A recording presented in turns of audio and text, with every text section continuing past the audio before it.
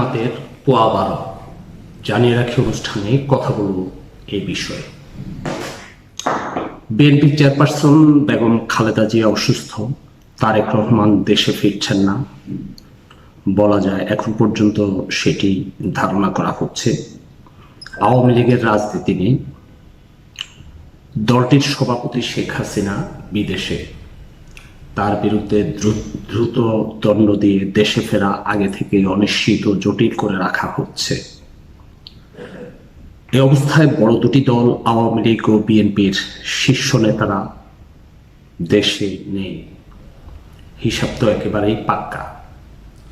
জামাতের জন্য সোনায় সোহাগা, এমন হিসেব কষেই কি দেশে 5 আগস্ট ঘটানো হয়েছে? এভাবেই কি জামাত মুক্তিযুদ্ধের মাধ্যমে অর্জিত বাংলাদেশের রাষ্ট্র ক্ষমতায় বসার সুযোগ তৈরি করেছে, অর্থাৎ প্রেসক্রিপশন হাতে নিয়েছে? এই নিয়ে অবিশ্বাস করার সুযোগ আছে, বিতর্ক করারও সুযোগ আছে। তবে সরলীকরণ অঙ্কের ফলাফল বলছে জামাতের পোয়া 12।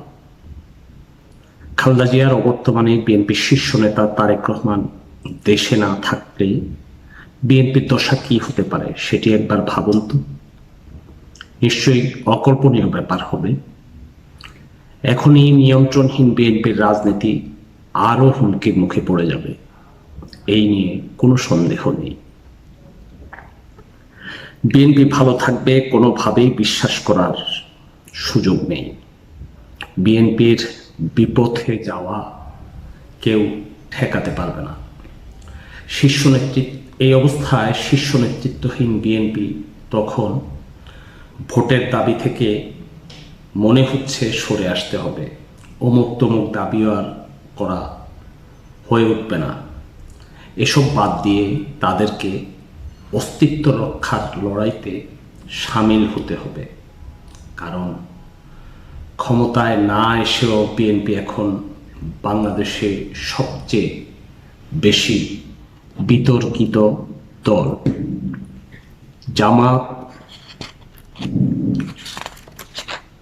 সুকৌশলে বিএনপিকে বিতর্কিত করতে সফল হয়েছে। 5 আগস্ট পরবর্তী পরিস্থিতিতে চাঁদাবাজি, দখলবাজি এইসব নিয়ে বিএনপির ভাবমূর্তি সুকৌশলে ধ্বংস করতে পেরেছে জামাত। জনমনে বিএনপি ভীতি বেশ জেঁকে বসাতে পেরেছে জামাত। বিএনপিকে ডুবিয়ে ভাবমূর্তি উচ্ছল করার রাজনীতি করে অনেক দূরে গিয়েছে জামাত। জামাত এক সময় বিএনপির জোট সঙ্গী ছিল এবং বিএনপি আর জামাতের মধ্যে ভেতরের সম্পর্ক আমরা অনেকেই জানি।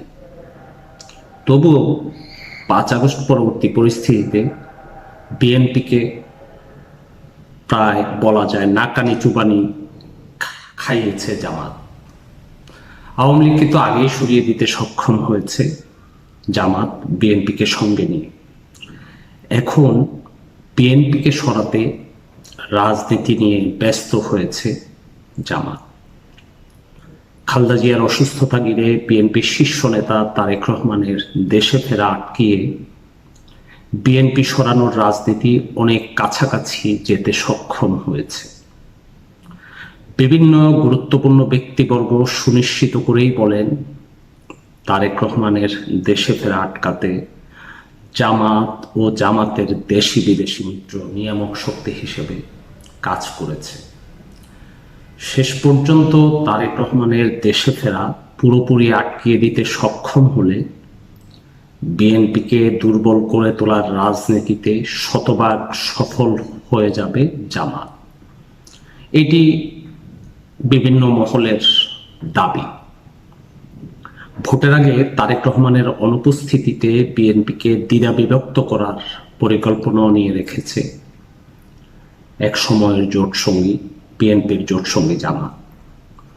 দেশি বিদেশি চক্রান্তে 2-3টি ভাগে ভাগ করার পরিকল্পনা রয়েছে বিএনপিকে নিয়ে জামাতের।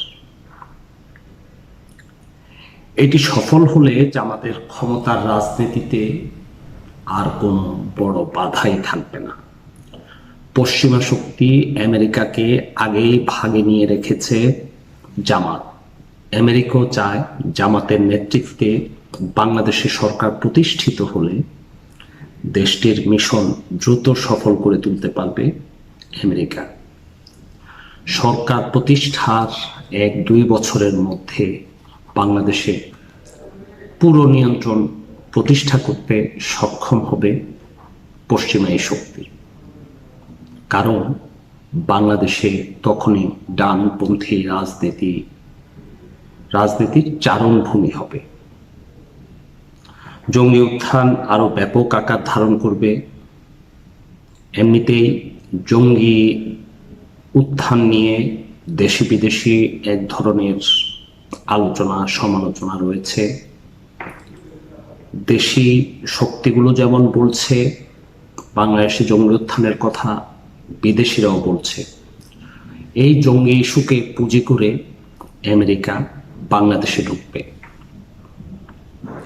এই জন্য পরিকল্পনা অনুযায়ী, এটিও দেশি এবং বিদেশি শক্তির পরিকল্পনা অনুযায়ী ভারত বিরোধী সমালোচনা করে বাংলাদেশ ও ভারতের ভেতর তিক্ত সম্পর্ক এমন এক জায়গায় নিয়ে যাওয়া হয়েছে, তাতে বর্তমান ভারতের অবস্থান হলো বাংলাদেশে কি ঘটলো না ঘটলো তাতে আপাতত কোনো ভ্রুক্ষেপ